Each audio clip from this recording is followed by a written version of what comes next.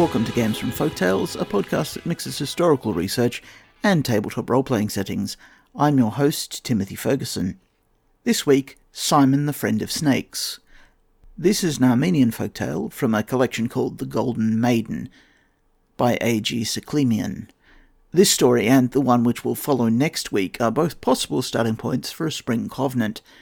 This one's also of interest to us because it suggests there's a political structure in the least powerful tribe of dragons, the Orms, and that the smallest Orms look much like common snakes.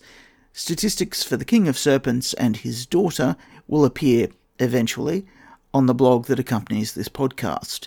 The audio used in this episode was released into the public domain by Noel Badrian through LibriVox. Thanks to Noel and to the production team. I'll pop back in at the end with a few plot hooks. Simon, the Friend of Snakes.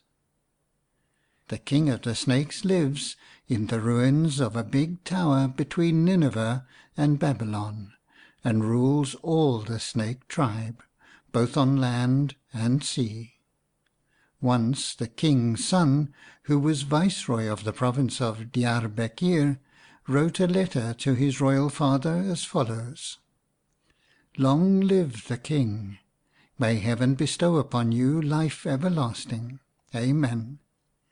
Be it known to you that your daughter-in-law and grandchildren were sick last summer, and the doctors advised that they must have a change of climate, and must go to Mount Ararat and bathe in its pure streams and eat its fragrant flowers, and this will immediately heal them. Consequently, I sent her and the children with their attendants to Mount Ararat. I also wrote letters to the provincial viceroys and princes to assist the princess and her train during their sojourn in that district. But the Prince of Aberbadagan, after receiving my letter, instead of giving help to the travelling princess, collected his troops and assaulted her and her train. The attendants of the princess met them bravely, and there, at the foot of Mount Ararat, occurred a bloody battle, which would doubtless have resulted in the total defeat of the princess's train, on account of the superior numbers of the enemy, if a human being, Simon the shepherd, who was tending his flocks in a neighbouring field, did not come to the assistance of our fatigued combatants. He took his great club, and entering the ranks of the warriors, beat and killed and pursued the assaulting brigands of the Prince of Aberbadagan, and saved the life of your daughter-in-law, who thus came safely through this perilous journey. You see, my liege, that there is good even among men.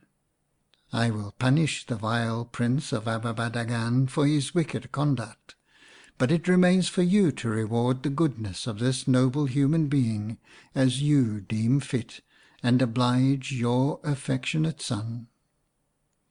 The King of the Snakes, receiving this letter, took with him a vast quantity of gold and jewels, and went to his palace, in a ruined castle between Aleppo and Diyarbakir. He posted his attendants on the highways to keep watch and inform him when Shepherd Simon should pass. The shepherd was employed by dealers in livestock, who did business in Damascus and Aleppo, and was now on his way to Aleppo. As soon as he approached the palace of the Snake King, the watchers informed their sovereign, and in the twinkling of an eye the whole army of snakes stood near the highway and began to conjure. Simon the shepherd felt a strange dizziness. The heavens above and the earth below seemed to change. He stood there bewitched, while his companions drove away. Presently he opened his eyes, and lo, he was surrounded by innumerable snakes of all sizes and colours. Upon a golden throne was sitting a snake as thick as the body of an elephant, and upon his head there was a crown of costly jewels and diamonds. One of the snakes read a paper praising the goodness of the shepherd, his natural fondness for the snake tribe, and his gallant defence of the weak and the wronged. "Now, noble human being," said the king, "here is gold for you. precious jewels and diamonds. Take as much as you like, and in addition to these, if you have a desire in your heart, tell it to me, and I will cause it to be satisfied."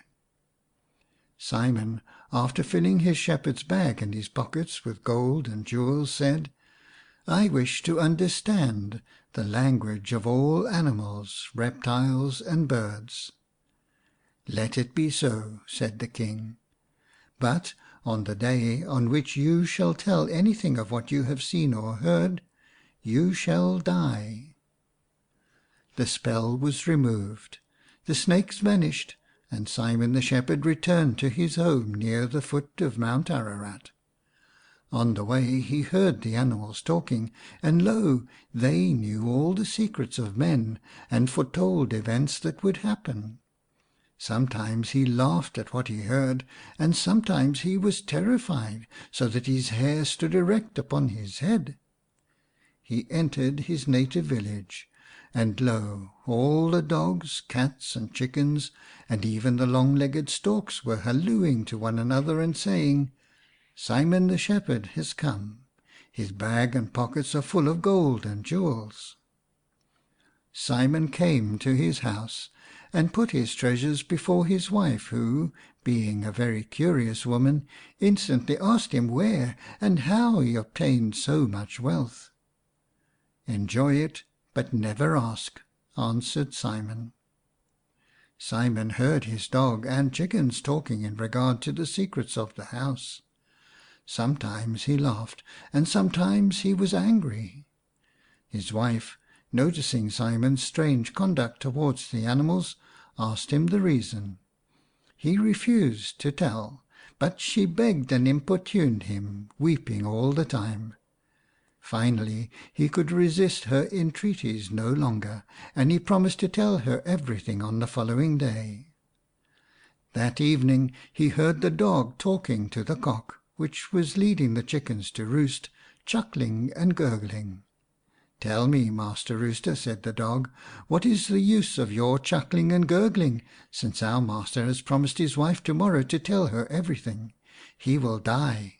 People will come and kill you, shoot me, and plunder and ruin everything which belongs to our master." "The sooner it is ruined, the better," answered the rooster contemptuously. "I have a family of 40 wives who are all obedient to me. If our master was as wise as he is rich, he would not pay attention to the vain inquisitiveness of his wife. He himself would not die, and no harm would befall us or his house. But now he deserves death."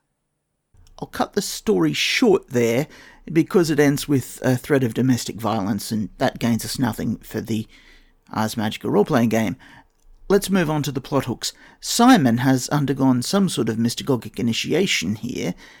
He has a sort of permanent intelligo animal effect. A similar thing is gained in German folklore by consuming a dragon's heart.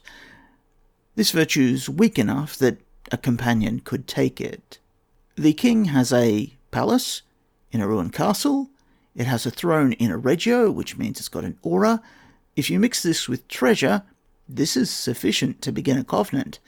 The serpent tribe also acts as spies, informers, guards, and familiars. Of course, it doesn't have to be set in Armenia. You can place this anywhere, because your saga may vary.